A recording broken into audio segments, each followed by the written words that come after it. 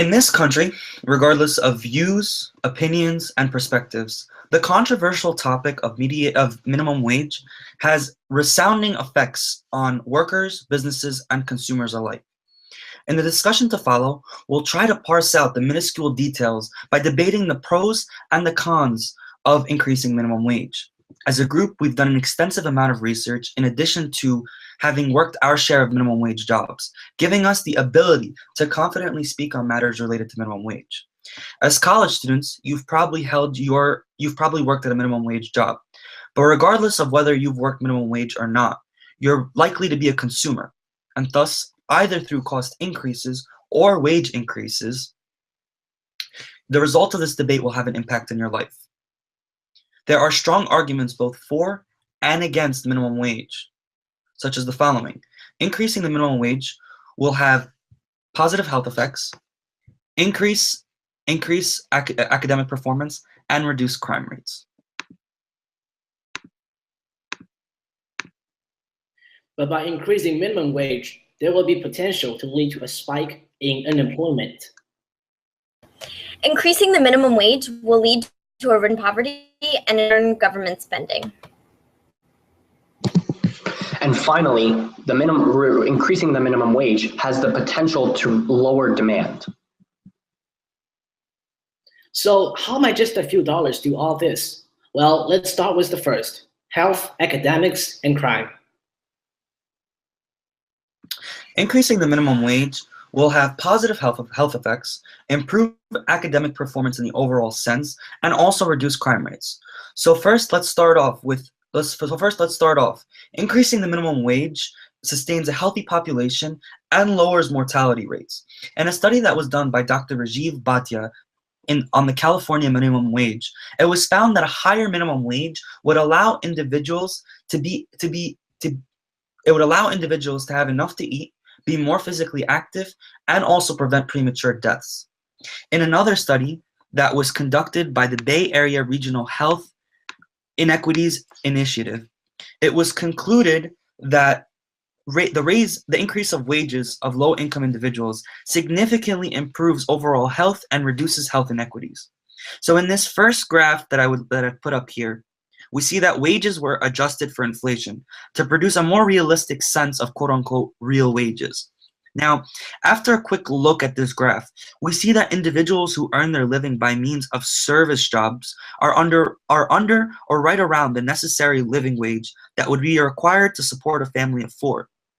Even then, in some situations, these wages are insufficient to provide for an individual alone. Now, while increasing the minimum wage may not entirely alleviate the income inequality, it will push individuals and families closer to being able to pay for basic necessities.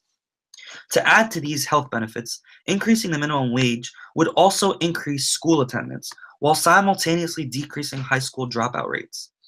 In the same study that was conducted by Dr. Bhatia, it was found that teens living in poverty are twice as likely to miss 3 or more days of school per month when compared to teens who don't live in poverty. Graph that I have up here, we see that as household income increases, we see obvious increases in daily caregiver reading, we see increases in physical activity, and we also see increases in preschool attendance. In addition to the positive health effects and improved academic performance, a higher minimum wage would ultimately reduce crime rates. In a study that was done by the President's Council of Economic Advisors, it was found that by increasing the minimum wage to $12 by the year of 2020 would cause a decrease in crime rates by 3 to 5%. This is primarily attributed to the fact that increases in minimum wage also provide more sustainable and viable employment options.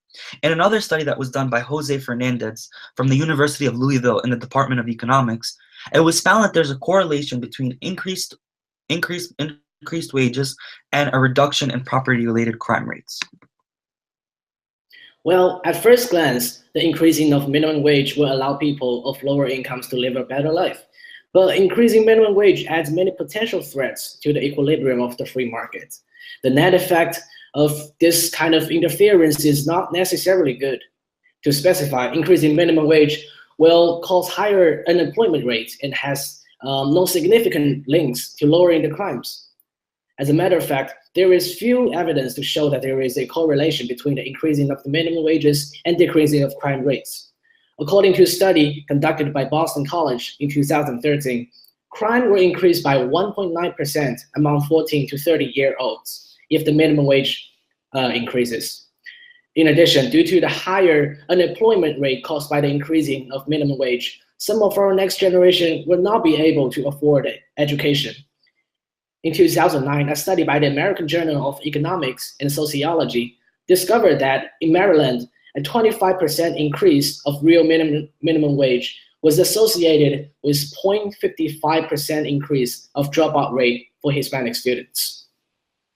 On the contrary, raising minimum wage will increase the cost of businesses, forcing businesses to lay off more employees.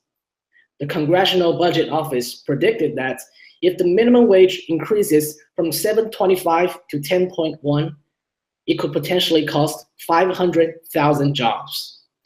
In addition, statistically, countries with minimum wage have higher rates of unemployment comparing to countries that without minimum wage.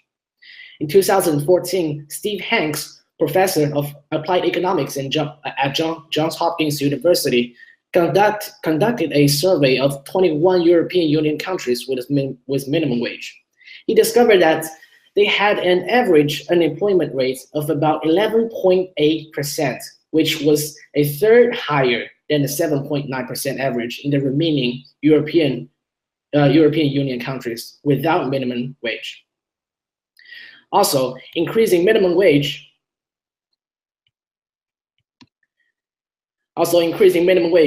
will put lower skilled workers at disadvantages, since lower skilled workers would be exposed to the competitions with those people with more skills. Even if the minimum wage was raised, from an employer's point of view, lower skilled workers do not justify the increase of minimum wage. In fact, if minimum wage was raised, lower skilled workers would have no choice but to compete with people with more skills. James Thorne stated that a 10% increase in minimum wage will lead to 1 to 3% decrease in employment rates of lower skilled workers. And in the long run, the decrease will be greater. Despite the claim that an increase in the minimum wage would result in a spike in unemployment, history has found this to be untrue. One study published by the Economic Review found that in New Jersey, when comparing New Jersey to PA, after New Jersey increased its minimum wage and Pennsylvania did not, that New Jersey had absolutely no effects on its unemployment rate as a result of increasing its minimum wage. Similarly, the Department for Labor Statistics has found that in 65 years of unemployment, the unemployment rates have generally stayed the same, even gone down, and only one time in history has it ever raised. And the one time that it did spike, this was actually attributed to other causes, such as a general energy crisis and a previously established recession. This here is a graph showing the minimum wage and compares it to the unemployment rate. And you can see that they do not entirely match up together, showing that there is not, in fact, a relationship. And this one specifically focuses on young people as a result of the minimum wage. And you can see that basically the ratio of unemployment rates on young people pretty much stays the same. Currently, the minimum wage, essentially, if history has any credence on the future, we can expect that raising the minimum wage will have no effect on unemployment rates. But what minimum wage always does is reduce poverty rates and in turn government spending. Currently, the minimum wage is simply not enough to live on. You can see in this infographic that the minimum wage isn't even enough to support a family of 2 and have them live above the poverty line, let alone a family of 3 or 4. The Center for Poverty Research contends that there are currently 9.5 million working poor people in America, and the extent of their poverty goes on to influence their dependents, such as children and the elderly. In 2014, the Congressional Budget Office report found that raising the minimum wage to just $10.10 would lift 900,000 people out of poverty. But the Economic Policy Institute has found that with inflation, the minimum wage should actually be something like $10.52 or more, depending on where you live, meaning that suggesting that with a more aggressive raise in the minimum wage, there would be even more people who are lifted out of poverty. By helping people survive off of the diligent work that they do, we're helping ease the taxpayer burden. The Center for American Progress found that raising the minimum wage to $10.10 would lead to a $4.6 billion reduction in SNAP spending. Similarly, the Economic Policy Institute found that 1.7 million people would no longer rely on income assistance programs, leading to another $7.6 billion in government savings annually.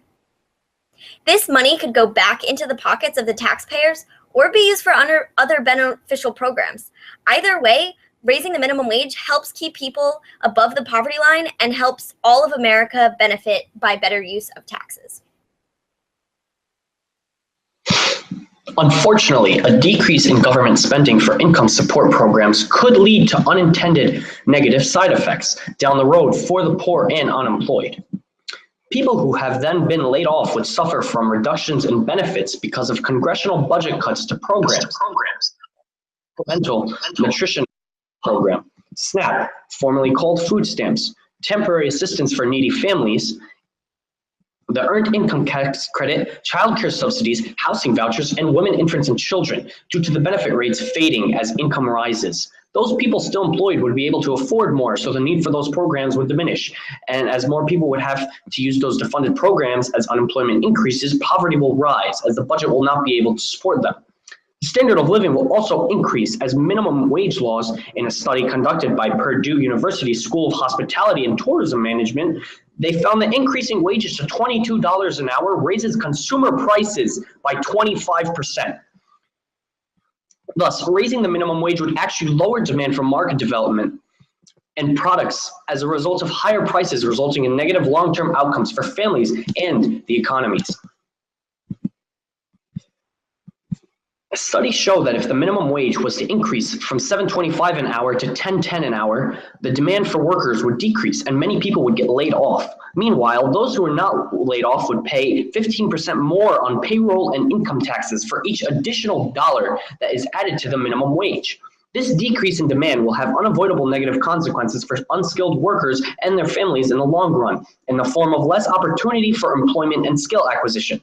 Chaplin, Mark, and Andreas, popular economists, found through a study they conducted that increasing the minimum wage would lower the continuation rate for grades 9 to 12 in states with dropout ages under 18.